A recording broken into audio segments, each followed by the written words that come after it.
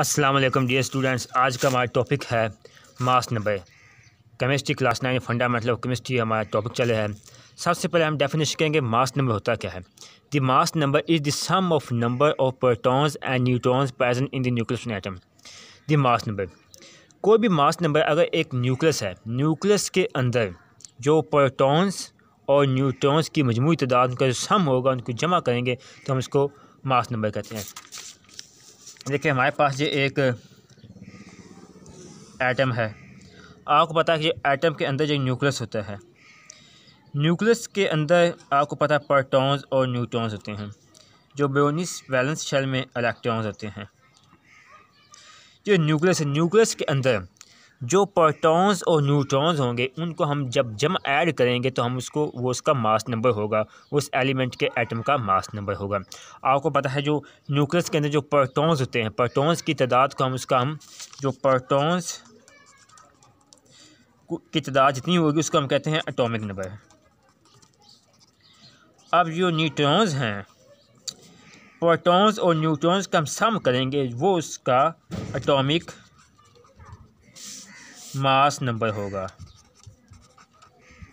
Nucleus के अंदर protons और न्यूट्रॉन्स को हमने जमा करना है, वो उसके मास नंबर होगा। इसको ए से हम रिप्रेजेंट करते हैं। It is calculated by A G plus N. जो जी होता है वो आपको पता है वो होता है एटॉमिक नंबर। जो एन होता है इसको अब ये न्यूट्रॉन्स की तादाद होगी, न्यूट्रॉन्स की तादाद। Where N is the number of neutron. Each proton and neutron has one atomic mass. हर प्रोटॉन और न्यूट्रॉन वन एटॉमिक मास होता है। वन एटॉमिक मास यूनिट होता है mass. For example hydrogen atom has one proton. मिसाल के तौर पर हाइड्रोजन एटम के अंदर एक प्रोटॉन होता है और उसके अंदर न्यूट्रॉन नहीं होता। एक और ज़ीरो को प्लस करेंगे तो वो उसका क्या होगा, mass number one. In nucleus its number is A बराबर one plus zero one. Carbon atoms has six proton. Carbon atoms के अंदर 6 प्रोटॉन होते हैं एंड 6 ही न्यूट्रॉन होते हैं। 6 प्रोटॉन और 6 न्यूट्रॉन को हम जमा करेंगे तो क्या आएगा, 12। 12 उसका मास नंबर होगा। इट्स मास इज बराबर 12। सब देखें, hydrogen number of protons 1, number of neutron 0, तो उसका क्या हुआ, जी आया 1, ए भी उसका 1 आया। जी होता है एटॉमिक नंबर। कार्बन का 6 प्रोटॉन है 6 न्यूट्रॉन है तो जी हो गया, यानी जी को हम कहते हैं कि number of proton atomic number, वो उसका 6 हो गया।